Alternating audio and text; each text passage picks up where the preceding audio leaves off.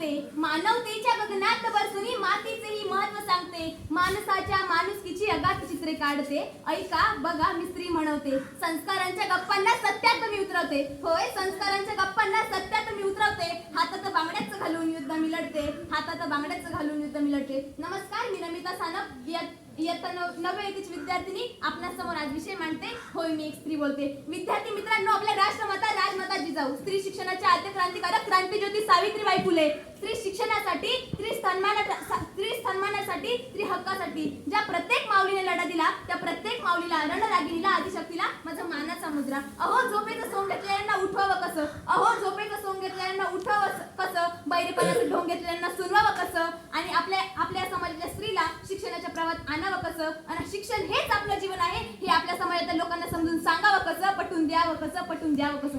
खरंच आज आपला समाज, आपला देश प्रगतीच्या वाटचालीस आहे, तरी आपल्या देशात, आपल्या समाज स्त्रीला जेवढं महत्त्वाचं स्थान मिळालं पाहिजे तेवढं नाही मिळत. म्हणूनच एका स्त्रीला, म्हणजेच एका लहान मुलीला तिच्या आईच्या गर्भातच मारून टाकलं जायचं. तेव्हा आपल्याला कोण अधिकार द्यायचं त्या उमलत्या कळीला तोडायचा, त्या लहान जीवाला मुळापासून नष्ट करायचा. तेव्हा ती उमलती कळी, तो लहान जीव आपल्या आईला म्हणायचा, अगं आई, पुरुषत्वाच्या ओझ्याखाली लपलेलं स्त्रीचं जग उघडे असून नाही ना पाहायचंय. अगं आई, पुरुषत्वाच्या ओझ्याखाली लपलेलं स्त्रीचं जग उघडे असून नाही ना पाहायचंय. काळाच्या पडद्या डोळू नको आई, अगं आई, काळाच्या पडद्या डोळू नको आई, आता मला जगायचंय. आपण आपल्या समाजाने असं नाही केलं पाहिजे. आपण म्हणतो मुलगा झाला तर चांगलं, पण मुलगी नको. पण मुलगा किंवा मुलगी या दोन्ही आपल्या सेवाचं वर्तमान स्वीकारलं पाहिजे. तरी आम्हाला मुलगाच हवा, कारण आमची संस्कृती पुरुष प्रधान संस्कृती ना. रात्री दारू प्यायची आणि बायकोला मारायचं, हीच का आपली पुरुष प्रधान संस्कृती? कोणी सांगेल का मला हीच का आपली पुरुष प्रधान संस्कृती? तरी आम्हाला मुलगाच हवा, कारण मुलगा म्हणजे वंशाचा दिवा, मुलगा म्हणजे कुलदीपक. मुलगी नाही का म्हणू शकत तुमच्या वंशाची पंथी, तिलाही हक्क आहे जगण्याचा. तरी आम्हाला मुलगाच हवा. मुलगा एकाच घरचा दिवा, पण आम्ही मुली सासर आणि माहेर ही दोन्ही घरात देवत ठेवणारी एक धगधगती ज्योत आहे, विसरू नका.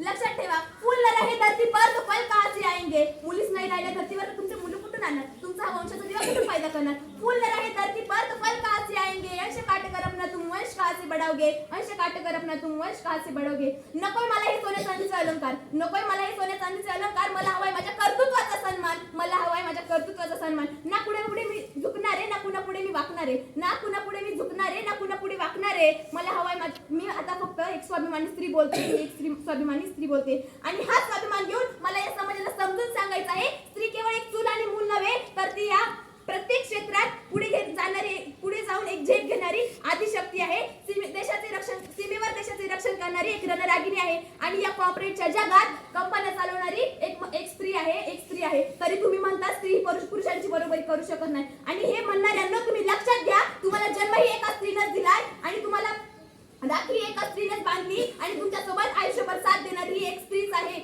आहे. तरी तुम्ही म्हणतात स्त्री ही पुरुषांची बरोबरी करू शकत नाही. मग अशा जगात मी म्हणते, आमच्यासारख्या स्त्रियांनी जगावं तरी कसं आणि वागावं तरी कसं? मस्त मनमोकळेपणाने वागला तर म्हणतात मुलीला घरचं बंधन नाही, शांत गंभीरपणे वागला तर म्हणतात मुलीमध्ये फेस करण्याची हिंमत नाही, लग्न लवकर झालं तर म्हणतात एखादं लफडं असेल, लपवायचं असेल म्हणून, आणि लग्नाला उशीर झाला तर म्हणतात मुलीतच एखादी खोट असेल, जास्त शिकलेली असेल तर म्हणतात काय कामाची, डोक्यावरती मिऱ्या वाटेल. मग अशा जगात मी म्हणते, अशा दुतोंडी जगात आमच्यासारख्या स्त्रियांना जगावं तरी कसं आणि निरापराधी असताना बदनामीला घाबरून मरावं तरी कसं? मी म्हणते जगावं तरी झाशीच्या राणीसारखं आणि मरावं तरी झाशीच्या राणीसारखं, जगावं तरी झाशीच्या राणीसारखं आणि मरावं तरी झाशीच्या राणीसारखं. मला अभिमान वाटतो, मला या गोष्टीचा अभिमान वाटतो की हे किती जग माझ्यावरती अन्याय अत्याचार करत आहे, तरी मी या जगामध्ये एक स्त्री म्हणून जन्माला आले. माझ्या जी शक्ती आहे ना, ती विश्वास इतर कुठे सापडून मिळणार नाही. आणि तुम्ही तर बघा, आपल्या समोर दोन आपले जे गुण घेताय, आपले जे गुण मांडताय, त्या पण दोन स्त्रियाच आहे ना. आणि इथे जमलेल्या ज्या